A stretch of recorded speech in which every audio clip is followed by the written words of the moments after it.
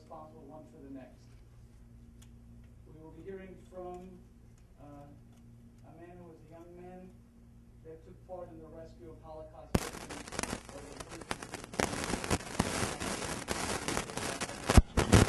But you know, tonight, when I mentioned to Olivia that was a possibility for a theme, I spoke to Rabbi Director of Holocaust Studies, AJR, American Academy of Religion.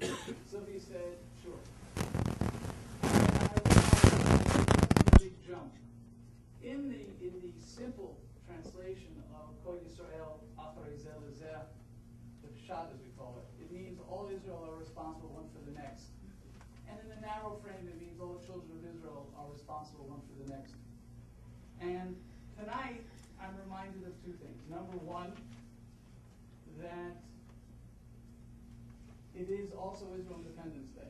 And there was a question raised, why are we remembering the Holocaust on Israel's Independence Day? And it has to do with being in Burbank. And if you ask Sylvie, will tell you all the gruesome details about that. But why we're doing it a week late.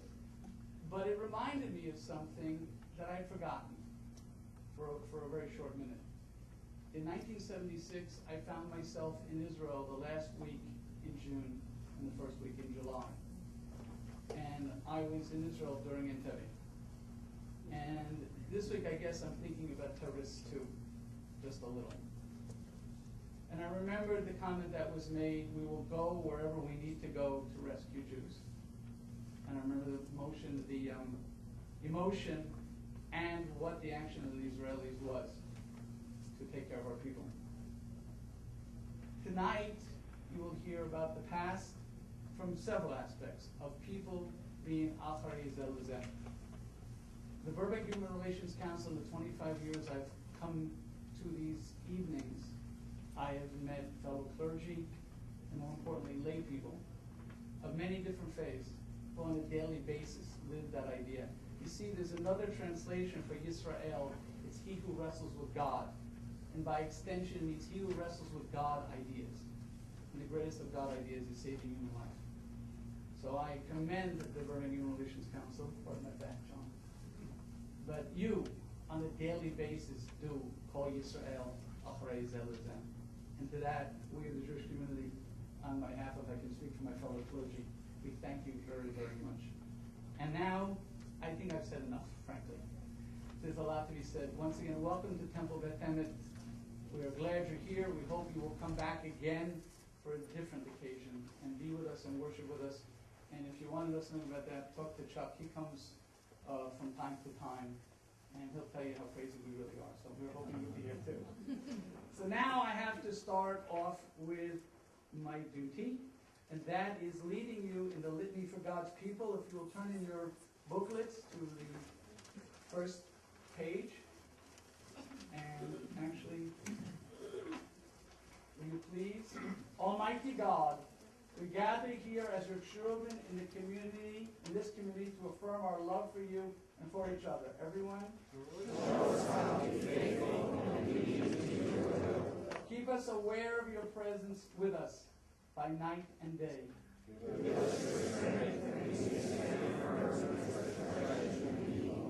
Keep us ever ready to speak the truth, to call for justice, and to serve you. Make us brave and able to strengthen others in faithfulness to you. May we come to know you in our hearts and thereby draw closer to you and to each other. Give us faith and hope and love. Gifts from you to share with our brothers and sisters, all your children. May we never forget the sacredness of every human life. Expand our unity to you and fill us to new levels of understanding. All of your sons and daughters, brought together in this community of faith, Jew and non-Jew, we worship you, O great God, for we are all your children. And let us say, Amen. It gives me great pleasure to call upon Sylvia Sutton to come forward.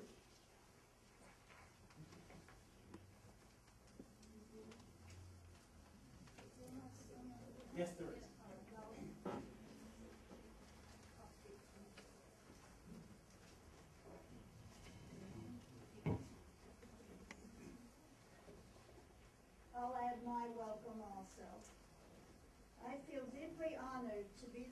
coordinator for the Holocaust programs in the city of Burbank. I want to thank the Burbank Human Relations Council and the 15 religious co-sponsors that are listed in your program for sponsoring this event in Burbank, as well as Temple Beth Emet for hosting this event tonight. This month, Burbank is joining with communities across the country to commemorate the days of remembrance of the victims of the Holocaust. We have just returned from ceremonies at City Hall, Burbank City Hall, where a 30-minute mini version of this evening's program was presented and televised live, and a proclamation was presented by Mayor Talamantes. The Holocaust was the planned, systematic attempt by the Nazis and their supporters to annihilate the Jewish people and to eradicate every vestige of Jewish life and culture from the European continent and ultimately from the world. This the Nazis called the final solution of the Jewish question. During World War II, millions of people throughout Europe were swept into the net of death. Not only Jews, but Poles, Slavs, Jehovah's Witnesses, gay men and lesbian women, Soviet prisoners of war, political dissidents, and the physically and mentally handicapped were all considered unworthy of life. However, the Nazi assault against the Jews was unique in that it involved the mobilization of all the resources of the state and the most advanced science and technology of the time toward a single goal: the total extermination of a group of people. Throughout occupied Europe, Jews were rounded up, isolated from the rest of the population, stripped of their possessions, brutally concentrated into makeshift ghettos, and ultimately deported to slave labor and death camps. No Jew was exempt, regardless of age or status. All shared the same fate. Nazi single-minded efficiency, combined with the collaboration of sympathizers and the widespread apathy of bystanders in the countries they conquered, was abetted by the silence and indifference of the Allies fighting the Germans. The final result was the murder of 6 million Jews, 2/3 of the Jewish population of Europe, including 1.5 million children. But even in a time as brutal and hopeless as this, there were people who, at great risk to themselves, tried to save Jewish lives. Yad Vashem, the Memorial Museum in Jerusalem, records the names of over 10,000 men and women who saved Jewish friends, neighbors, and strangers. These exceptional men and women acted with great altruism and moral courage by sheltering or otherwise aiding Jews during those dark days, often at considerable risk to themselves and their families.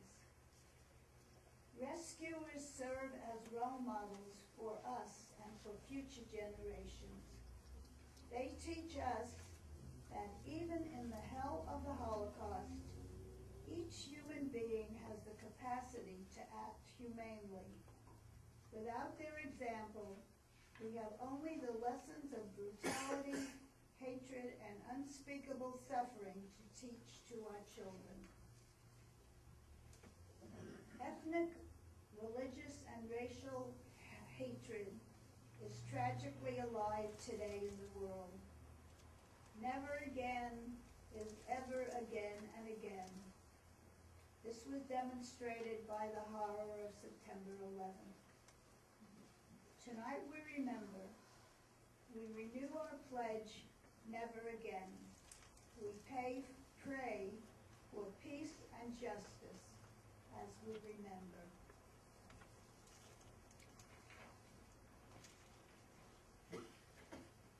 Our next speaker on the program is Diane Sakemba, who is a teacher, Title I teacher librarian with the Burbank Unified School District.